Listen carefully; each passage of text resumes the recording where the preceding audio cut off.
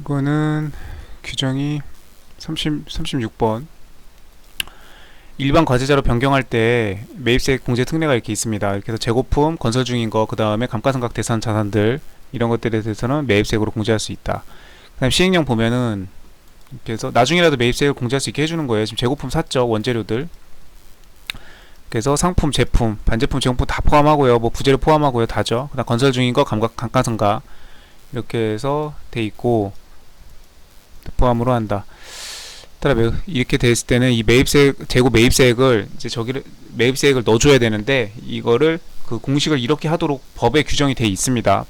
그렇게 해서 지금 10분의 110이면 이게 지금 10일이잖아요. 왜 공식을 이렇게 어렵게 해놨는지 모르겠는데 10일에다가 0.5%를 곱하면 5.5%죠. 네, 거기 1에서 5.5%를 빼면 94.5%죠. 그래서 아까 94,500원이 그래서 나오는 겁니다. 그 계산하기 쉽게 여기 지금 110분의 10이니까 이것도 왜 이렇게 했는지 모르겠는데 110분의 10을 그러니까 이제 이게 그 뜻이에요. 이게 지금 110이 그 부가세 10%가 붙었잖아요. 그러면 이제 그 부가세 10% 붙은 걸 걷어낸다는 얘기예요. 걷어내야 돼가지고 110분의 10을 해주는 건데 그러면 지금 그 재고 매입세액을 구할 때 그 재고 금액이 아까 110만 원을 줬었죠. 네, 재고품으로. 그럼 여기 지금 부가세액이 들어가 있으니까 이중으로 이런 공제를 해주면 안 되니까 이중 공제를 방지하려고 부가세를 걷어내주는 작업을 하는 겁니다. 그렇게 해서 110분의 10을 해가지고 그러면 100만 원으로 돌아오죠. 이렇게 해서 계산하기 쉽게 재고 금액을 100만 원으로 해주고 여기다가 94.5% 곱해야 되니까 암산으로도 가능하게끔 10만 원이죠. 10만 원. 110만 원에 110분의 10을 하니까 10만 원 나오죠. 재고 금액이. 그래가지고 94.5%가 나오니까 그래서 94,500원을 공제를 해주겠다. 이게 매입세 공제를 받았어야 되는데 못 받았던 거니까 그때는 간이과세자였으니까 그렇게 해서 이 공식대로 이건 해야 된다라는 거. 그래서 94,500원 공제하는 거.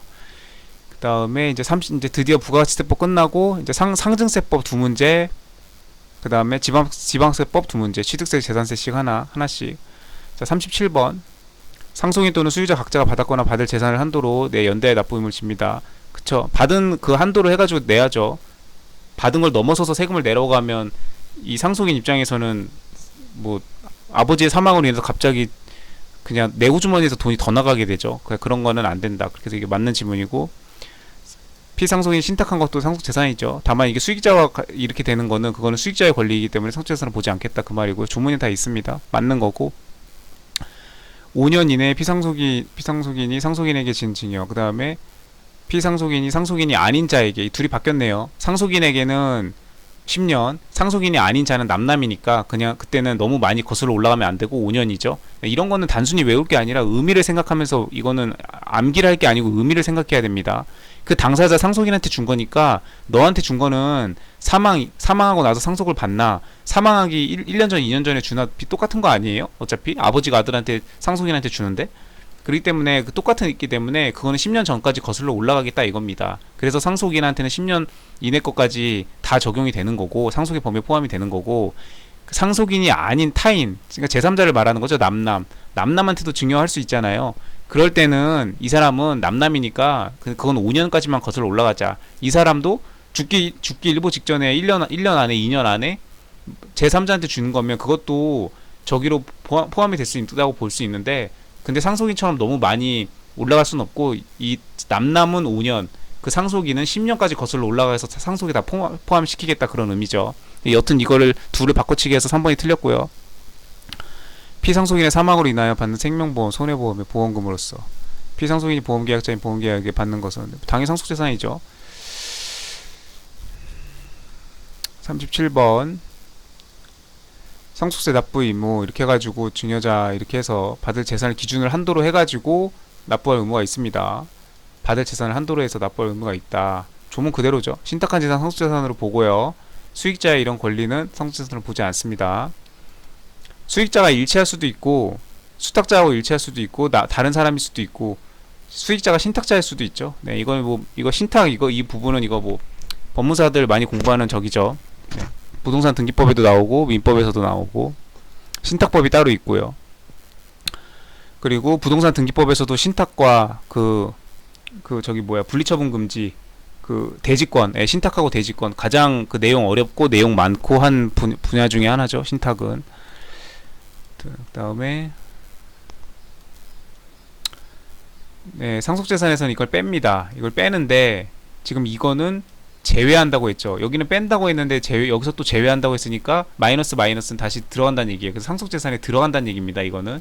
그래서 10년 이내 상속인은 10년까지 거슬러 올라가겠다. 그 다음에 상속인이 아닌 타인, 제3자 타인, 남남한테는 5년까지만 거슬러 올라가자.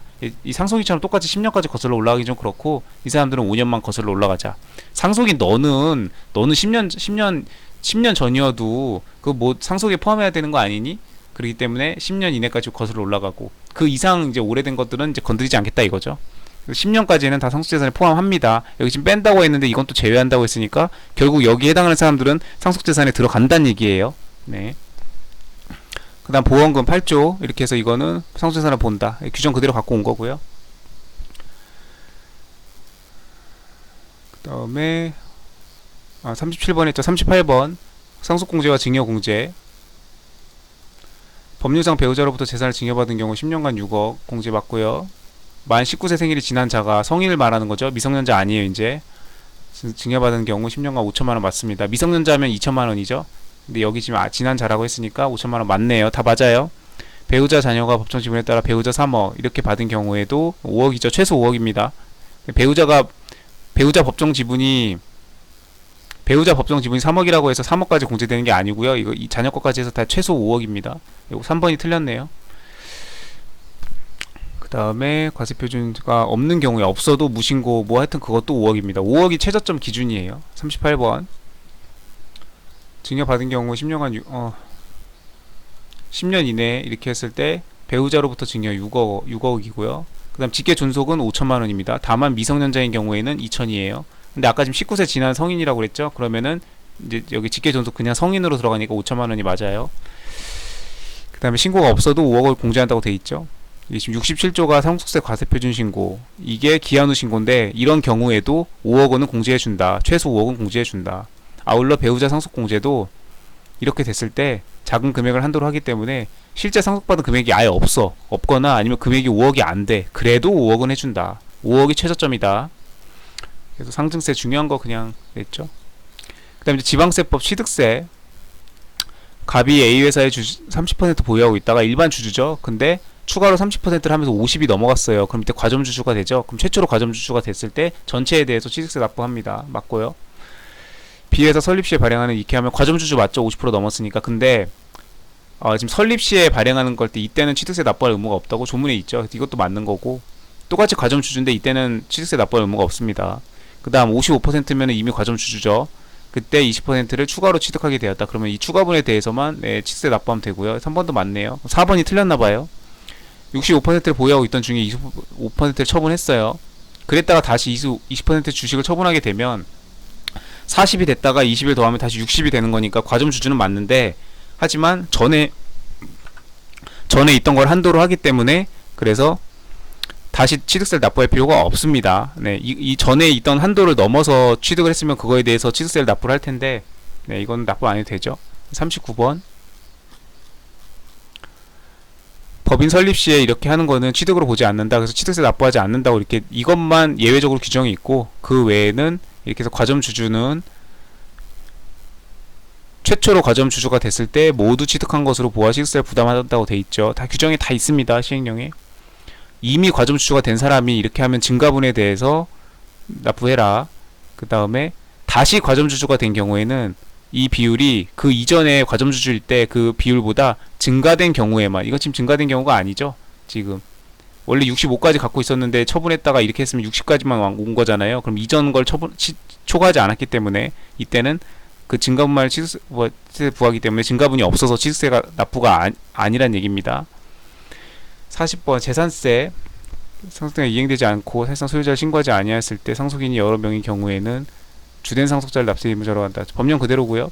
50만 원인 경우에 재산세 납부는 이게 매년 납부 기간 7월 16일부터 이렇게 맞고, 건축물에 대해서는 그 다음에 이게 50만 원 그 미만인가 이하일 때 납부하지 않는 거는 그거는 취득세고, 이건 지금 재산세죠. 재산세이기 때문에 이건 납부하는 게 맞습니다. 그거랑 취득세랑 헷갈리게 하려고 50만 원이라고 낸 거고요.